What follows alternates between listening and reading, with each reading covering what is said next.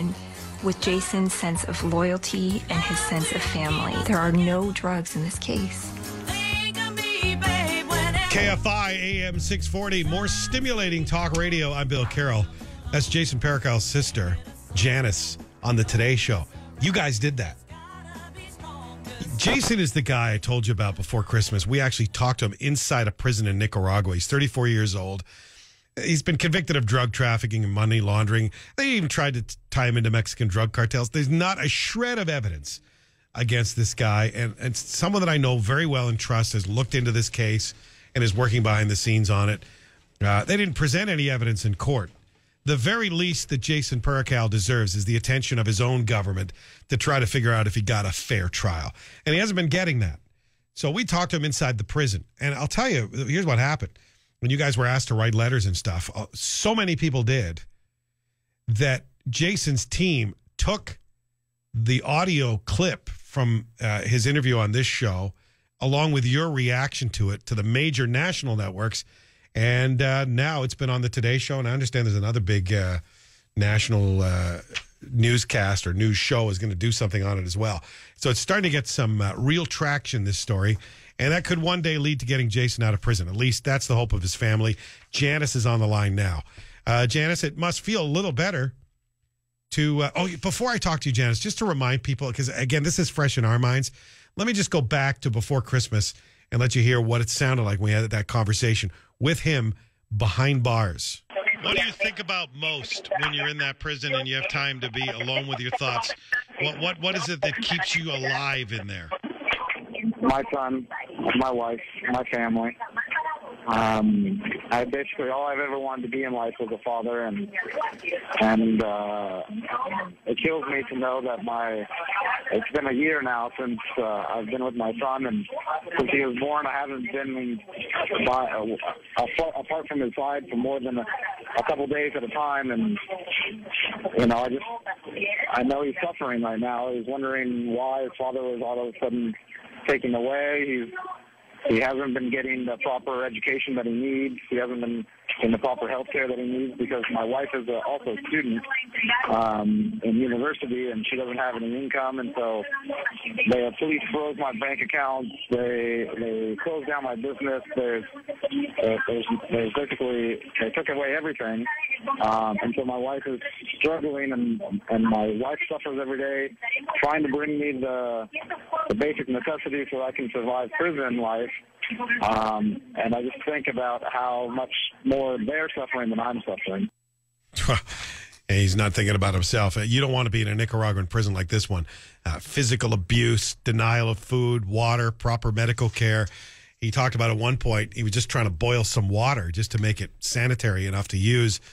And it got spilled on him. He had terrible burns that went untreated. All right, so let's bring his sister. That's Jason Paracal, being held in a Nicaraguan prison with no evidence. His sister Janis joins me now. I meant to get to you earlier, Janis. I wanted people to hear that again, or for those who missed it. It must feel better to at least be getting some national attention. Absolutely. The last time that we were on your show, we have made some incredible progress since then. At that point, we had former FBI agent Steve Moore supporting us. He had reviewed the case. And then we had, a lot of people may have seen on the Today Show this morning, Tom Cash, who's a former DEA agent. He's reviewed the case and come out in support of Jason. And we're really excited about the fact that the California Innocence Project has now signed on.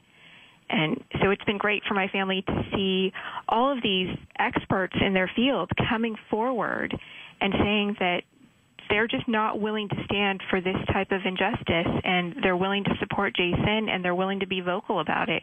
That's just been amazing for my family. And the United Nations is looking into it now, too.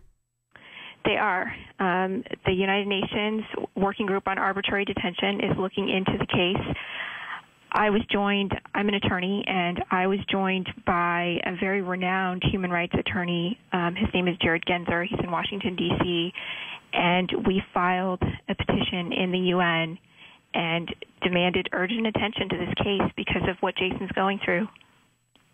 Brian, do we have back up the links to Jason's situation if you want to write a letter. A lot of people did before, but it still doesn't hurt, right? I mean, you got to get the public behind this if you're going to get the politicians behind it. What's the Obama administration doing? We are working with both the congressional offices as well as the State Department and trying to work this case forward. Obviously, you're exactly right. Until you have a groundswell of support, you cannot get diplomatic action at the high level that we need it. And so we are working towards that because at the end of the day, we've had all of this great progress and people have come out in support, but Jason is still dying in that prison. And at the end of the day, that is all that matters. Have you had a chance to see him recently? We did. My sister and I traveled to Nicaragua just after we filed the lawsuit in the United Nations, and we saw him in the prison there. He had lost some additional weight, and he was suffering from some severe depression at the time. That was really hard for us to explain to him that we're working every day and we're trying everything we can possibly think of, but at the same time, we know that there's a clock on this. Why is there a clock? Because you don't think he'll survive?